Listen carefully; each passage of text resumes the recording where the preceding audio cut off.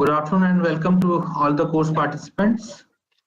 Today we have the fifth lecture in the series of lectures on global navigation satellite system. Today we will cover the Indian regional navigation satellite system, which is also known as NavIC, that is navigation with Indian constellation, and it is the Indian contribution to the GNSS network. It is a totally independent system, as we have discussed in the previous lectures also, and it provides the signals on the entire Indian region as well as 1500 kilometers beyond the Indian boundary. So it can be very well utilized by the SAR countries also, that is an international contribution in that way. Okay. Besides that, the system is also certified by International Maritime Organization for use in the ocean applications within the footprint region. And this system also provides the standard positioning system, as in case of other GNSS service providers like the GPS, GLONASS, Galileo, Vido, and the quasi-GNSS satellite system QZSS by Japan. So similarly, in case of IRNSS also, we have two types of services. One for the civilian application like the SPS, standard positioning service, and the restricted service for the authorized GPS. The accuracy with which we are getting the IRNSS position is 20 meter or better. This is a very conservative estimate. Actually, what we have tested, it's able to provide better than 10 meter accuracy. However, 20 meter is a conservative estimate. Then the objectives of IRNSS are basically to provide the PNT services, that is the position, navigation, timing. So it provides the latitude, longitude, and elevation above the datum. Then it also provides the navigation facilities, that is the origin destination problem, that we can feed in the destination, and as per the app services, it can guide us for the navigation. And then timing laboratory, as I have discussed in case of other GNSS services also, we are also using the atomic clocks, and thus the atomic clocks which are involved in the IRNSS, which is basically as ensembled clock. It is not a single clock. There are many clocks are there. So by statistical approach, it results into a ensembled solution which provides one time. So the IRNSS timing also acts as a timing laboratory. And most of the constellations in the IRNSS space segment are all the time visible to the users in the Indian region. And this service, as I told you, it is a totally independent system prepared, built by Department of Space, Government of India.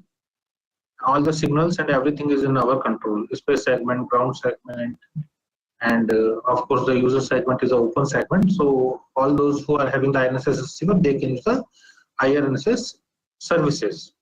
The satellites are launched primarily in 3 slots in the geostationary orbit at 36,000 kilometers. And besides that, there are 4 satellites which are in the inclined orbit, which are the inclined geosynchronous orbits. So they have the time period of 24 hours. However, they are not in the equatorial plane. So they are inclined by about between 19 to 29 degrees from the equator. So this IRNSS is currently providing all the services for the terrestrial, aerial, marine applications, as well as for the application in space also. If you have a satellite on which IRNSS receiver has been put, so then that can be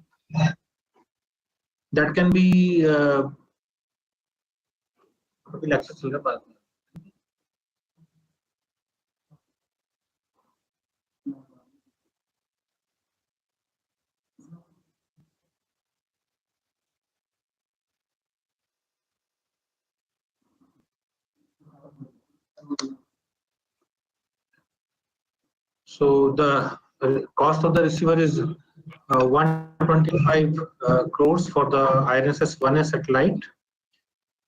Some of the satellites which we have launched, they are fitted with the IRNSS receivers also. So the IRNSS receivers can also help us in the location of the satellites in their orbit. IRNSS receivers are also fitted with the retro reflectors So if we are using the laser ranging station, we can also point out the position of the IRNSS using the laser ranging services.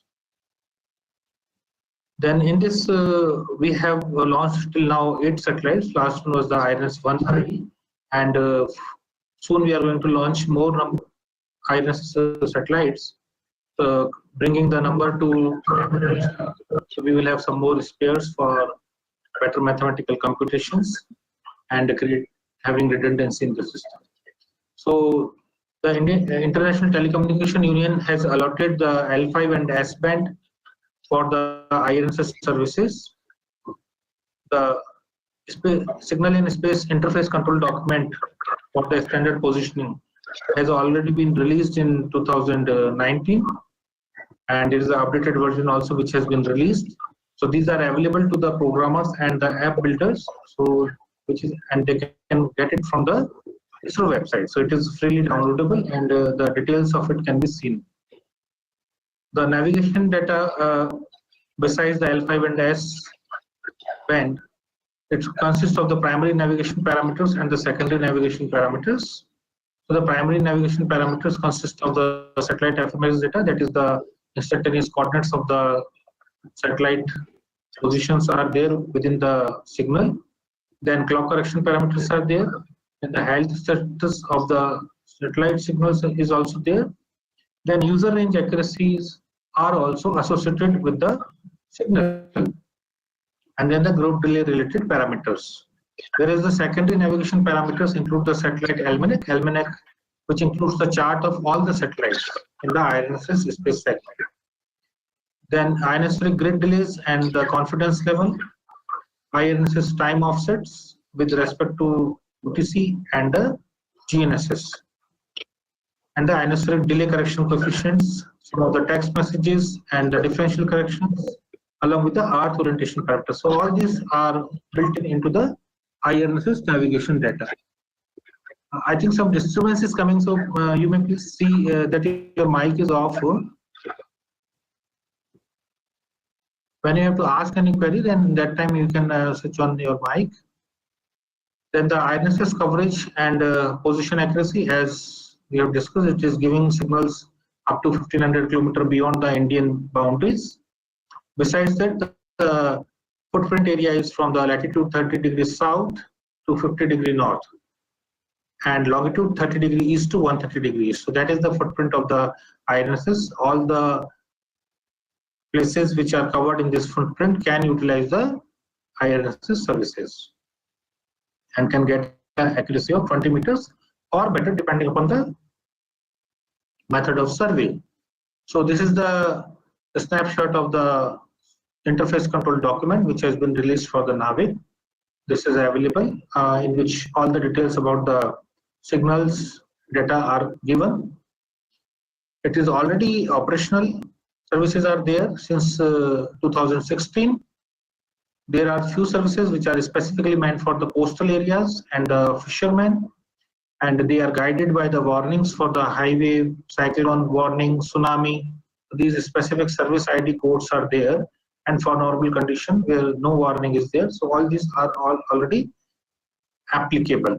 So whenever there is a chance of any boat or ship moving into the region beyond Indian region for purpose of shipping or any other purpose, there is a message which will be received by the owner of the receiver that you are crossing the Indian boundary. So that will be a signal to the fisherman that you have to do the fishing within this. So that creates a better position for the fisherman actually. So as we have studied the other GNSS services into 3 segments, IRNSS also we can divide into space segment, ground segment, and the user segment. So till now we have launched 8 satellites from IRNSS-1A to 1I, and these are operational.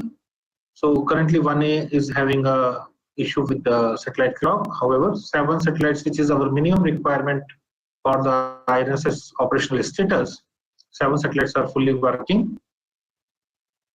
This was the detail of the IRNSS-1A, which have the different payloads and the ranging payloads, and the communication is done in the C band, and the service are provided in the L5 and S band as allotted by the IT.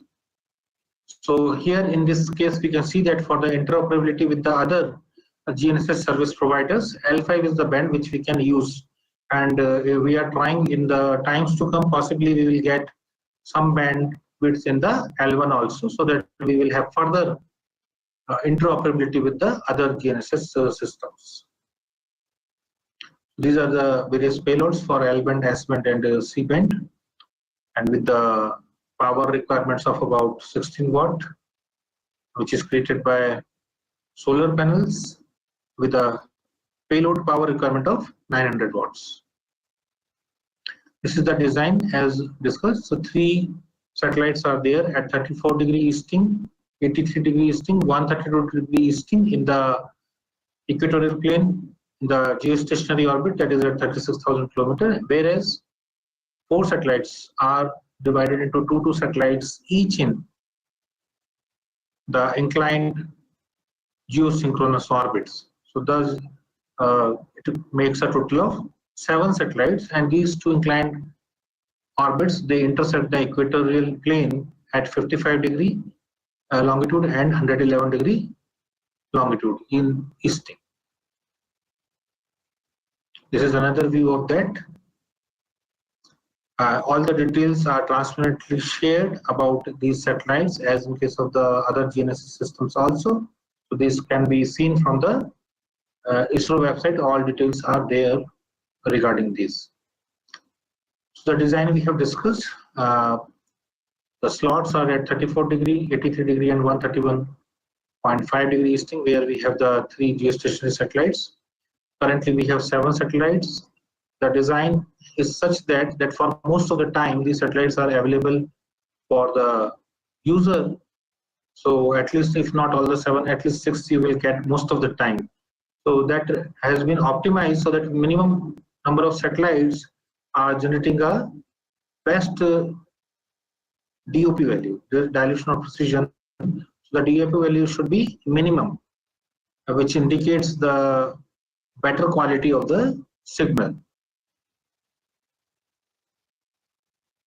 Then the coverage we have already discussed, providing us the 20-meter accuracy. After the space segment, we will come to the ground segment. So ground segment includes many stations which are acting as reference stations for various purposes like IRNSS CDMA ranging, IRNSS laser ranging, and so on. So we will go into the details of each of them one by one. So IRNSS ground segment carry out housekeeping and station keeping of the IRNSS satellites. So after the launch of the satellites, we have to take care that which are the satellites which need upgradation of the software, or whether their precise orbit determination is done properly, and there are redundancy which are built into the system. So we have one-way ranging, two-way ranging, and laser ranging methods to point out the exact position of the IRNSS satellites. The ground segment also generate, maintain, and disseminate IRNSS network time using an ensemble of highly stable clocks. The estimate of the onboard satellite clock bias and drift rate and IRNSS delay using one-way range measurement data. So all these activities are taken care by the ground segment.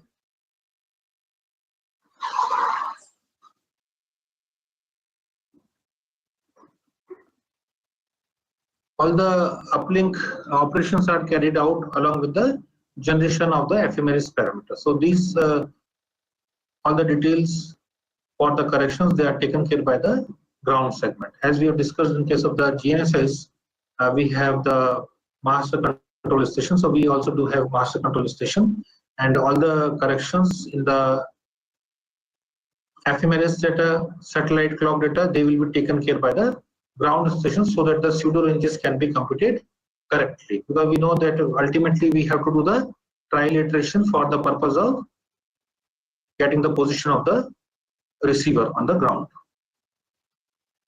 So the IRNSS ground segment consists of the Indian Regional Navigation Satellite System Navigation Control Facility, that is IRNSS, which in itself consists of the Navigation Center, Network Timing Center, then CDMA ranging stations, laser ranging service, then the range and integrity monitoring stations, and the data communication network. So all these are part of the navigation control facility for the IRNSS.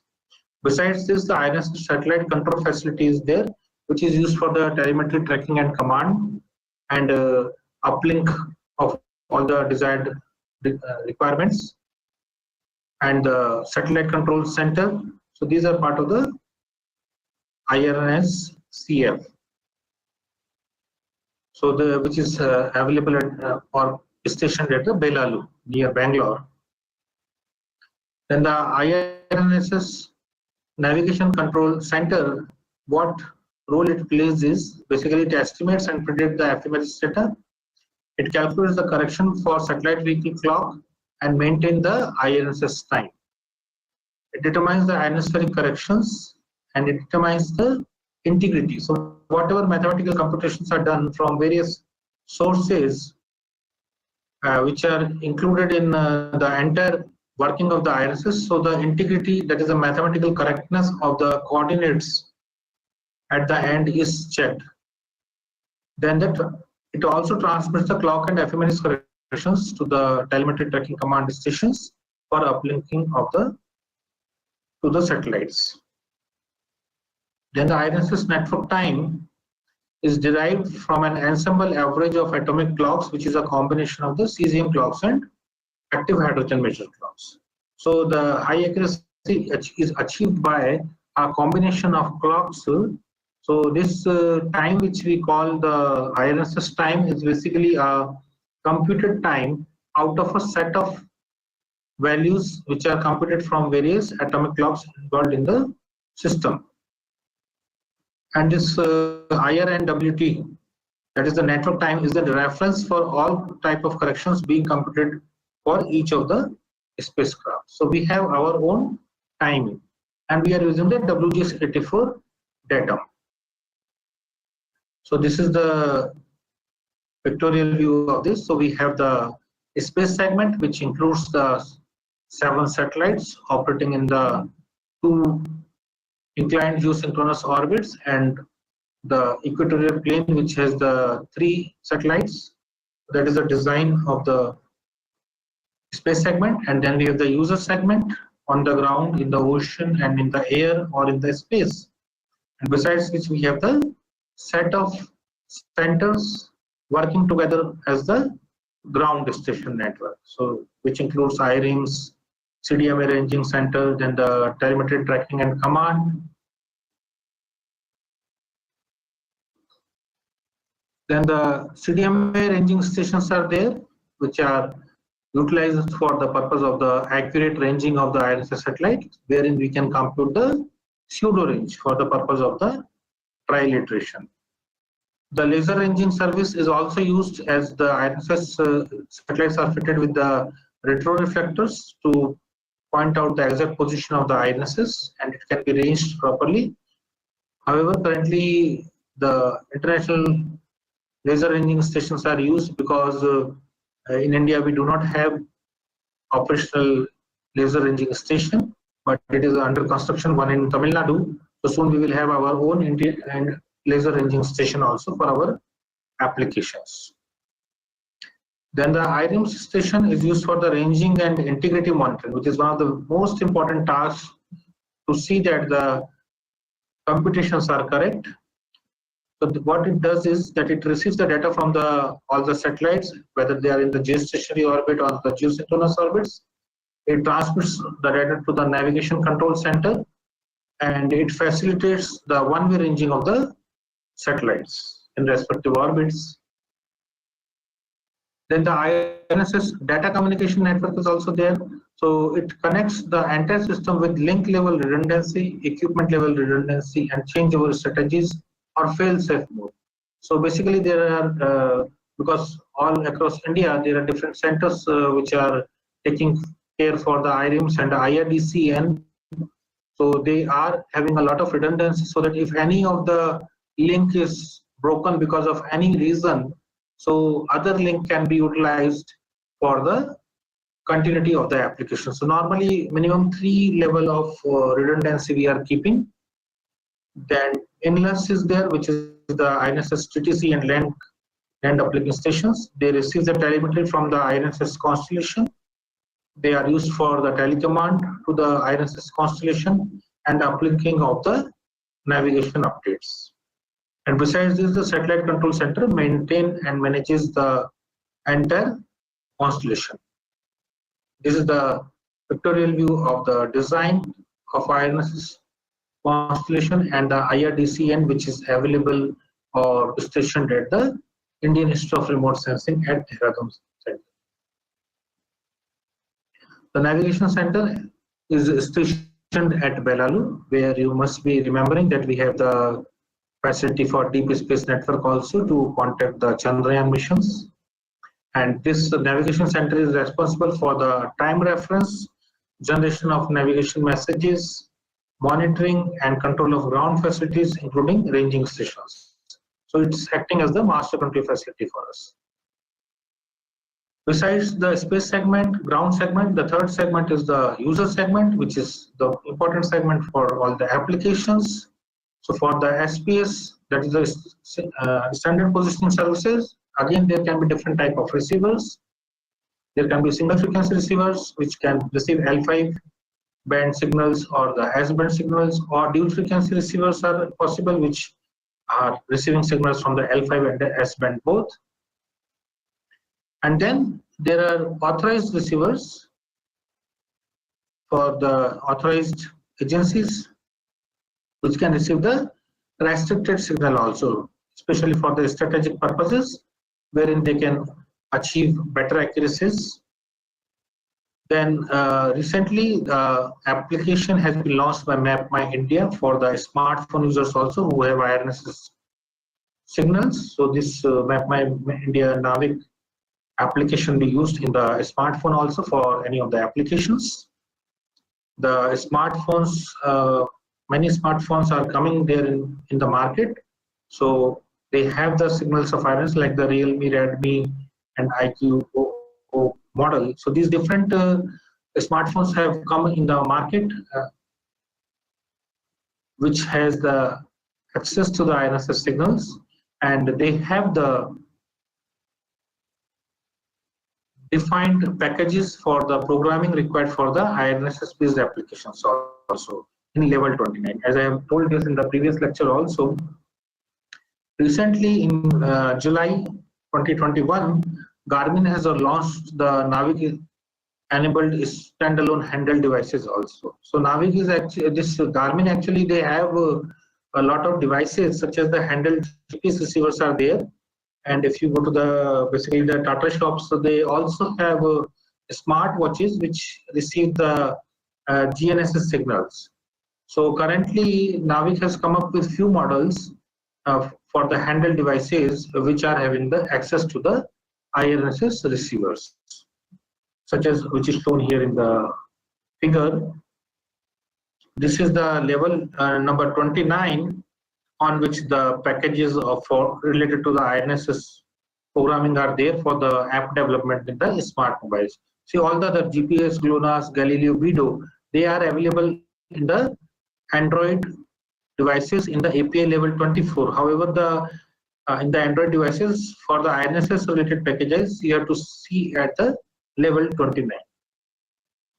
This is the snapshot where we can see the interoperability for various systems can be there with each other as per their availability in various bands. So you can see most of them are available either in the L5 or L1. So L1 and L5 are largely used for the interoperability. So thank you very much. Today's lecture is by me and Sri Kamal Kumarji. So from here onward, he will take care of the further lecture. Yeah, good afternoon to all of you. Sir, can you share the same slides? Yeah. Achha, shall I share? Yeah, yes, sir, please. Okay. Let's start from there. Okay.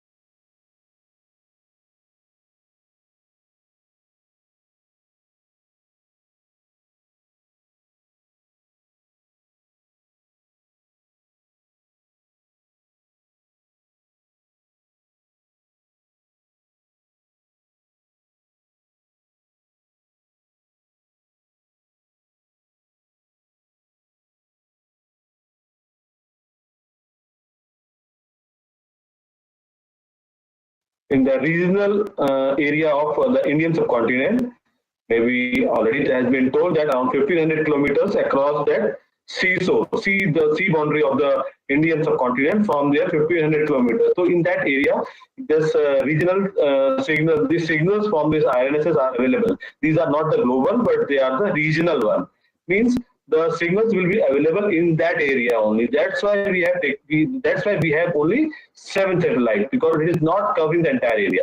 So in that regional part, it provides all the four satellites are always available for the calculation of the coordinates. Now, one important point of that our IRNSS system is that it also provides interoperability. Interoperability means, suppose I want to calculate the coordinates of a particular point and I am not having sufficient signals from IRNSS. Okay, then we can take some signals from the other GNSS systems also. So we can have a hybrid approach. Also, it can take both the signals and then it can calculate its coordinates.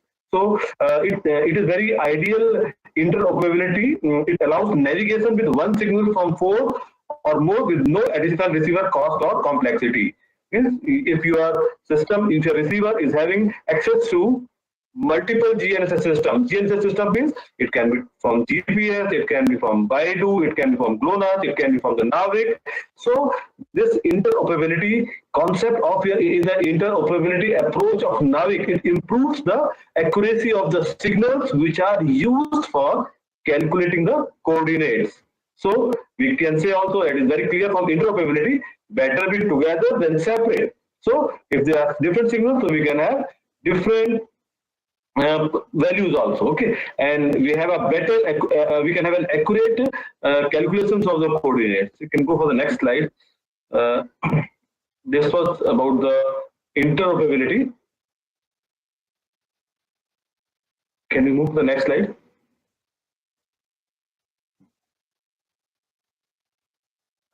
Yes. Now, GAGAN and IRNSS, they both are, it has been already told to you also, these are the two very independent systems from from Indian Space Research Organization, whereas GAGAN, it supports the corrections of the GPS signals, the signals which are coming from the GPS, it corrects them, whereas IRNSS is an independent navigation system at regional level.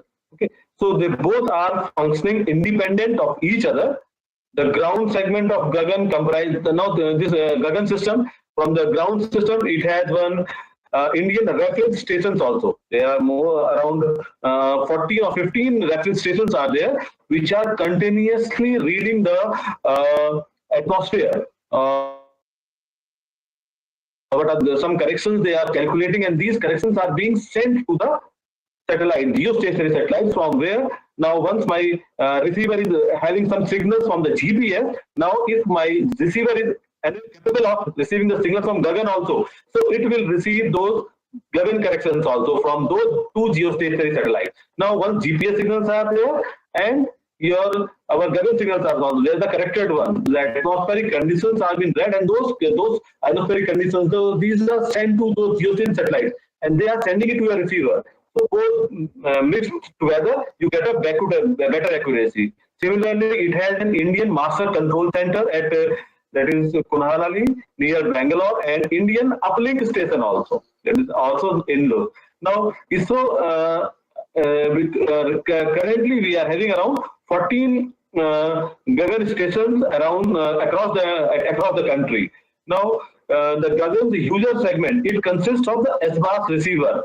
SBAS already it has been covered like satellite-based augmentation system. So your receiver, the GPS receiver you are having at your end, it should be SBAS enabled. So if you go to the settings of your receiver in your even mobile also, they are also providing these SBAS system in the mobile as well as in the receivers also. So you have to just check on whether your receivers or your mobile phone, they are capable of receiving SBAS signals or not. Okay, so if they are capable of receiving the GPS signals and corrections from the geostationary satellite, it means they are GAGAN enabled. Apart from GAGAN, we also have across the world, we have some other SBAS systems as well. Okay, so you don't get confused which one I have to take it. If you are in the Indian subcontinent or in the Indian region, then you have to take the SBAS signals from the GAGAN system, from the GAGAN system. Okay, now data, what happens in the GAGAN basically, the data from this reference stations, the reference system which are collecting those data, it is translated to the control center, INMCC. Now this data is processed there. They process it from across the countries, all the 14 stations that signals are coming to them. They are processing it, and then they are sent to the in-loop, that is uplink station. Okay, now what this uplink station does, as the name suggests, this uplink station, it transmits the corrected GPS information and time synchronization signal to the geostationary satellites. Okay. Now, now what happens then they transmit a GPS-like signals with an accuracy of the order 3 meter horizontal and 4 meter vertical. So this level of accuracy is received from your GAGAN systems as well. Okay. So GAGAN and IRNSS both are independent. What GAGAN is doing, it is correcting the signals of, or improving the accuracies of GPS. GPS is from US. Okay, so it is improving their signals and providing in our receiver. Whereas IRNSS, that is an independent system. It is calculating the coordinates in your receiver itself from the 7 satellites which are in the constellation of NavIC. Okay, so these two are independent systems. Can go to next slide.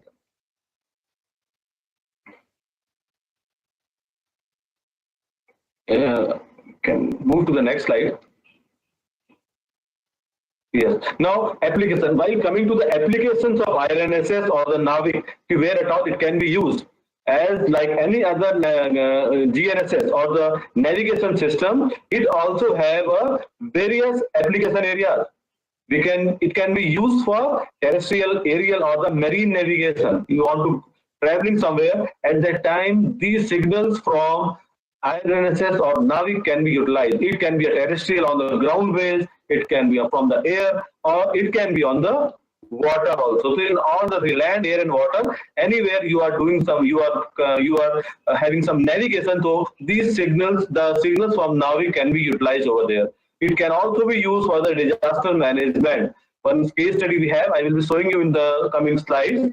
So wherein we have used the signals from GAGAN for the disaster management in order to improve the accuracy of the coordinates. So, or sometimes we need to know where exactly what is the location of a disaster. So those signals can be taken from NavIC as well. Natural resource management is another useful area where we can use these signals from the NavIC. Vehicle tracking and fleet management. So if there is a receiver or a NavIC receiver, like just any other navigation system, so these vehicles can be tracked, or the fleets can be management. Fleet means, suppose I am having a big transport company and I have a large number of trucks. Now these trucks are moving in various parts of the country. I want to manage them. I want to provide instructions based upon their movement. Suppose one truck is going in, let us say, from Ahmedabad to Delhi. In one path it is following, and I am continuously monitoring it. Now I have the access for the traffic data also with me. Now I can, from my own central office, we can from the central office we can just instruct. Suppose there is some mishappening happens in a particular track, then we can instruct those truck drivers or any other person to take some other route so that it can reach to the destination in that is at time period. Okay, so both the things, because we have live data from the fleet and we have some traffic data also from some other sources. So these can combine together. So that way it is being used over there also. Integration with the mobile phones. Suppose you want to do some terrestrial navigation. So you are these NavIC signals, as Ashutosh had told in the previous slides also. Now there are certain chips which are capable of receiving the signals from NavIC. So it can be easily integrated in the mobile phones as well. There is nothing like anything separate out of it. It is also in sync with other GNSS providers. Okay, so precise timing can be taken up from this NavIC signals, mapping, surveying, geodetic data capture. So terrestrial navigation aid for hikers and travelers, it can be done. We can also have visual and voice navigation for the driver that I told you earlier also, like fleet management, there we can do it. Scientific research. like atmospheric research studies can be done. Crustal movement, the plates, their movements also, the crustal deformation. Suppose I am continuously monitoring, operating GSS signals. They can be established at one particular place, and we can monitor their signals, whether they in which how the signals are varying. So if there is, so by studying these kinds of variation in the signals, we can also make certain studies on crustal deformation or the crustal movement. These studies can also be performed with the help of NavIC, stationary NavIC signals basically. So we have COS systems are also there, continuously operating receiver signals. Okay, so for these, we can replace these with the NavIC signals also. Now business solutions, many more. There are many signals which are many applications wherein NavIC signals are being utilized. You can go to the next slide now. Now, if you see it here, how we are getting it, like Asutosh sir told, we are having it in the mobile. Now we have different options for receiving the NavIC signals. We can have IRNSS dongle receiver. It is a USB. If you can see it here, we have a USB signal here. USB dongle is there. So what you can do, you can just take it, and if laptop, you are having a laptop, you just put this dongle in your laptop, then your laptop itself will act as a GPS receiver. You just install some software and will start receiving the signal. The cost is also very less, around 5,000 rupees or lesser than that also. You can get this kind of receivers also. We can have Bluetooth devices also. You can keep it separately. And if your laptop or any other device is having a Bluetooth connectivity, you can connect it to them and have the signals in your device with the help of this Bluetooth receiver. So apart from that, if let us come to some of the mobile, because mobile is a more popular GPS or the GNSS signal receiver these days. So the smartphones which are running on the new Qualcomm chipset, the new chipset that will support NavIC include Snapdragon 720G, 662G, and 460G and 460. So the chipset from Qualcomm with Snapdragon 720, 662, and 460, they are capable of receiving the NavIC signals. Now, apart from that, there is one mobile phone M18, MI8. So with some experiments were done with this mobile phone regarding the accuracy of the data, and we were able to get the accuracy of around 1.5 meter also as well. As good as 1.5 meter accuracy was we were able to achieve from using this NavIC signal from a mobile phone with these kinds of chipsets. Now 3GP and NavIC, 3GP is a global body that approves this GNSS system. So this global standard by 3GPP has approved. They have approved India's regional navigation system developed by the ISRO, that is the NavIC. Now, what will be the implication of it? What if they have approved it? What they are achieving out of it? The implication of NavIC acceptance by 3GPP would bring NavIC technology to the commercial market for use in 4G, 5G, and Internet of Things also. Because now these signals are standardized. So these standard, the global standard body, they have approved it. Okay. Yes, we can go to the next slide. Just go to the next one. So this is one case study that we have conducted in IRS itself. It was long back in around the 2015-16 that we have done this exercise. So if you see it, this is one stationary observations we were taking. If you can see it here, so we are we have placed our GP this NavIC receiver at one particular place, and continuously we were observing for it. For 1 hour we kept the data over the receiver over there, and we were receiving the signals out of it. So when we plotted those signals, if you can see it, it is coming almost at the same only one quadrant. It has not gone beyond this quadrant. Okay, this one small grid. So it is lying within that grid only. So this proves, suppose it would have moved in this direction. So we would have said that there is a vertical. Sorry, this is in the y direction there are certain inaccuracies. But if you can see it here, there is not much inaccuracies in both the x and y direction. Similarly, at the other place, This was also the similar case. Okay. Now, if you see the receiver, how the receiver looks like, with which we have conducted the experiment. So here we had one antenna over here earlier, because now these days NavIC signals are coming in your mobile phone also in a chipset. But earlier we used to have one antenna. This was one battery was there, and this was the receiver, and then through some cables, VGA cables, we are able to connect it to your laptop, and in laptop we had one software installed, which was able, through which we were able to log all these data sets. So now, so we can have small receiver, dongle receiver also there, which we can insert in your laptop, and you can conduct those exercises also. You can go to the next slide. So there was a big setup earlier, but now it is all replaced. If you see it, accuracy assessment of 2016, June 2016. So if you see it, we did the accuracy with the L5 signal. Both it is having L5 as well as our receiver was able to take the signals in both directions, for both as well as L5 as well as for the S-band signals. So with the L5, we were positional accuracy, we were getting it around 3.5. Okay, whereas for the high, the similar accuracy was achieved, that was around 3.1. So this accuracy, so these are very well accepted accuracies which are achieved through our NavIC receiver. These were the stationary actually. At one place only we are keeping it. We had also conducted some experiment wherein we have taken the kinematic, we can say kinematic of the while moving. When we are moving along with the receivers, see how the accuracies are coming. Stationary, so that is okay. But what about the moving objects? How much accuracy they are giving? That exercise also we had conducted, and the coming slide we will see those also. You can go to next slide. This is the example analysis in the kinetic road, in the northern Himalayan road. So what we did, we started here from Dehradun to up to Mussoorie. So it is a very uphill. Now from Dehradun to Mussoorie, the typical road, we have a very typical road structure over there.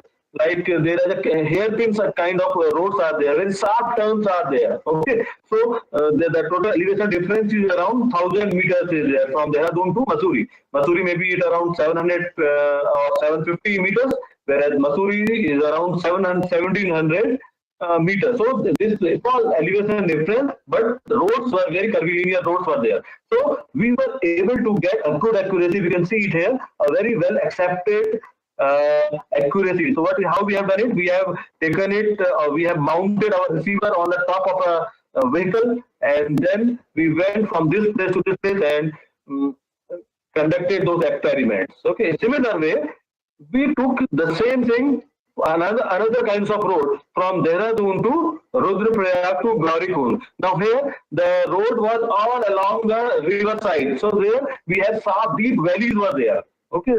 On those deep valleys, we were able. We wanted to test whether we are getting the signals over there or not. So accuracy was acceptable in those deep valleys also. Okay, whereas whereas in the Mussoorie we are tested for the road, the sharp turns of the road. Whereas in case of this Dehradun to or Rishikesh to Gaurikund, we were conducting the test on the deep valleys. So if you can see, we were able to trace the road in more or less accurate manner only. If you can see it here, next slide if you go.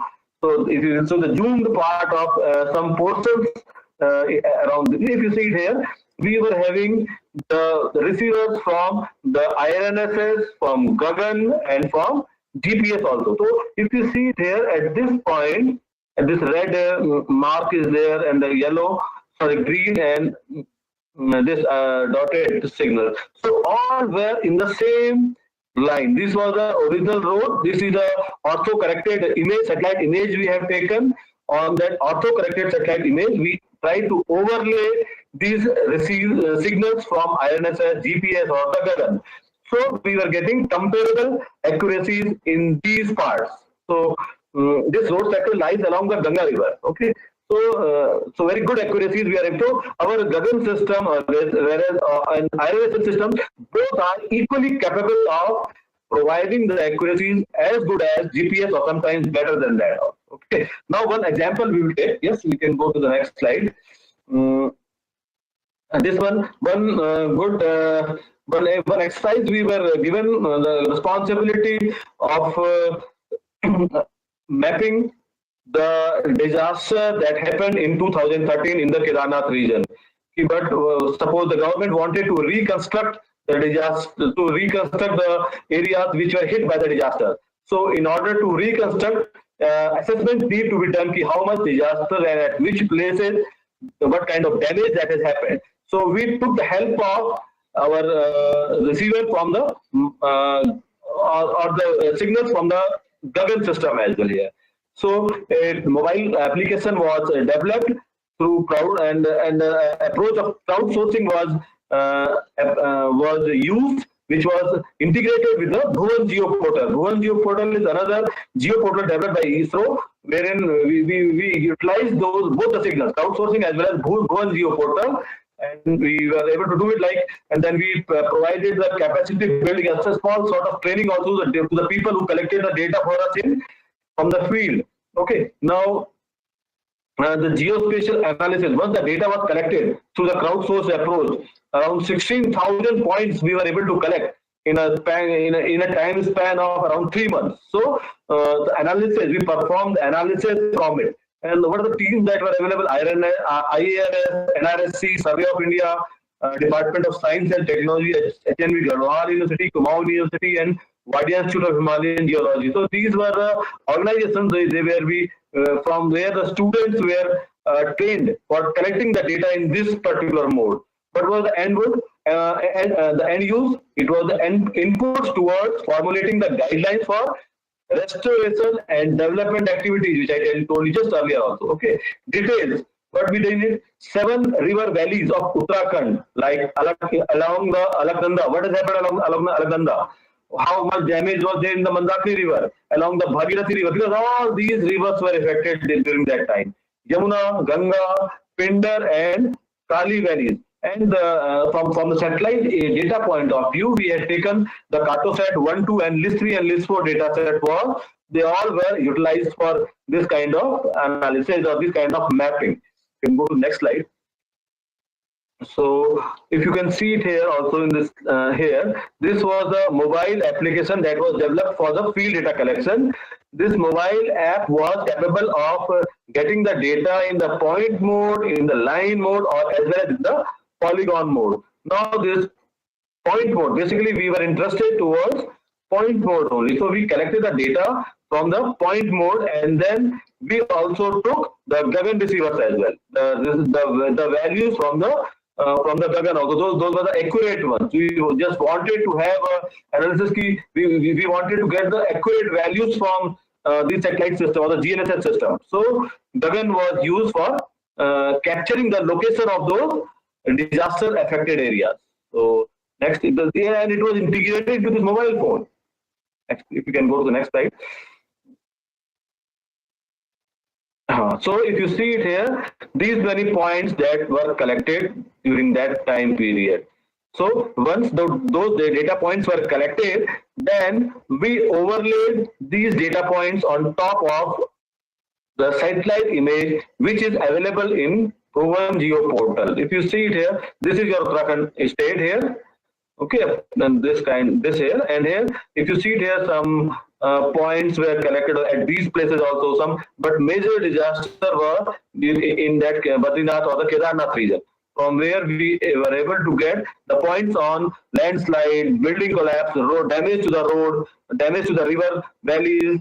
So there were different aspects on which the points were collected. So within a span of around 3 or 4 months, we were able to get more than 16,000 points.